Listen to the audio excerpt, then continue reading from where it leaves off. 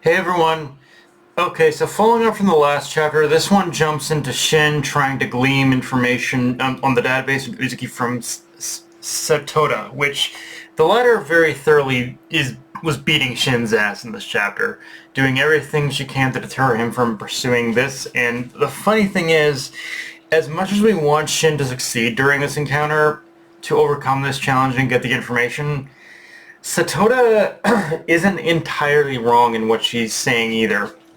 Recent history of events has proven that as things are, Shin will die if he confronts Uzuki. Like, Uzuki is a monster whose skill is on par, if not exceeds that of Taro's.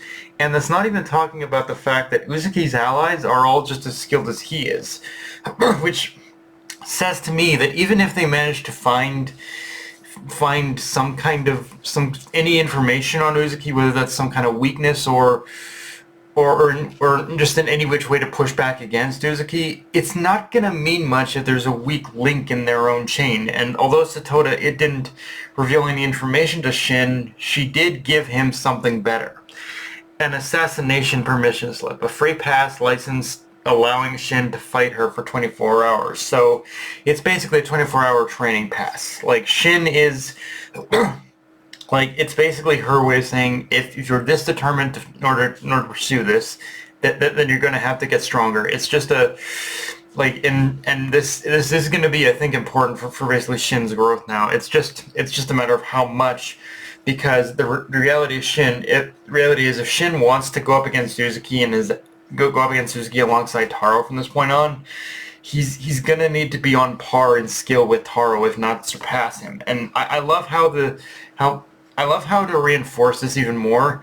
The aftermath of what happened, we see when Akira was visualizing a pathway to beat Satoda, that there was no pathway she could see to defeat her, just a cliff. And even when she supposedly found a path, when she confronted Satoda with Shin, the path was turned against her. Like, that is all an indicator of how strong they'll likely need to be in order to probably fight against Uzuki on equal terms. And it's in some ways, it just realizing all this it's showing just how much of a scary path it is to climb in order to become a pretty much true assassin, as Uzuki had put it once before.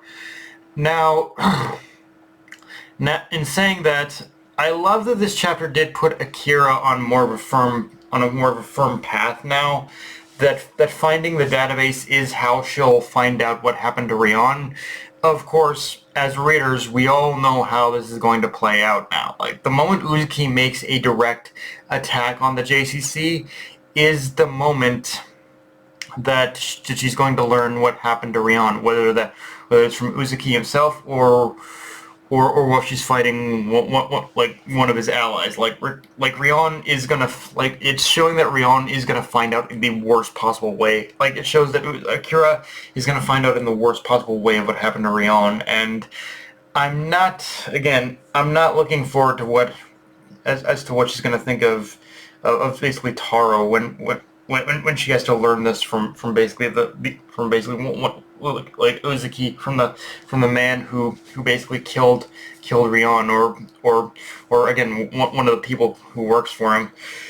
But in saying that, I also like how this chapter does give us a look at Satoda's, like, moral compass, so to speak, just through her simple words of saying, "I teach children how to be killers. I don't want them to die." Like, Satoda does have a very firm parental view of how she is as a teacher, and between that and the arguably hilarious flashback we get from Taro recalling his time at the JCC, like, you can tell that's kind of sowing the seeds for when we do get Taro's full backstory, but also kind of showing how one of Satoda's greatest regrets, I think, is not being able to protect her students from the assignment that killed Rion. So for her, it's about making sure that never happens again, even if she has to she has to be the wall that basically prevents students from ever getting into that situation again. And once again, I do love how just Satoda's name coming up in conversation brought back so many traumatic memories for Taro. Like, she truly is a disciplinarian, and again, I just kind of love her for that. Um, with that said, the chapter ends with Seba jumping into the fray, saying she's going to help Shin and Akira find the database and help in order to defeat in order to help and basically defeat Satoda. And yeah, the fact that this is happening after we see him getting that call and not seeing the context of the previous chapter of just what the phone call was about. I have 1,001 red sirens blaring in my head right now.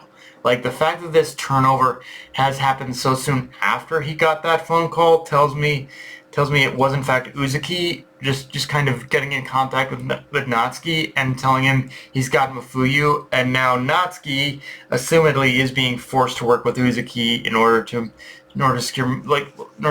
secure his brother's safety. Like, we don't know, again, we don't know the context of the deal, but I imagine it is something to the effect to that effect, and it does show that Uzuki doesn't. I think this also shows that Uzuki doesn't entirely trust Amane in order to get the job done, which in itself I think feeds into the idea that Amane knows who or what the database is, and for some reason he's choosing not to share that information with Uzuki.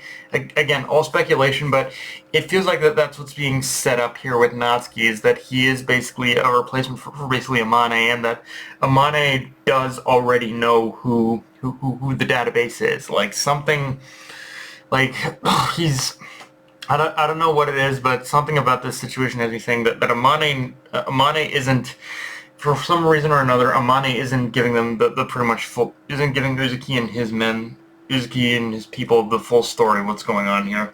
I don't know for sure, but it just feeling like that.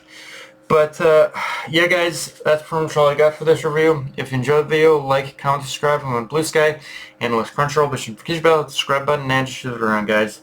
Dark Knight of Anime signing off. Later, everyone.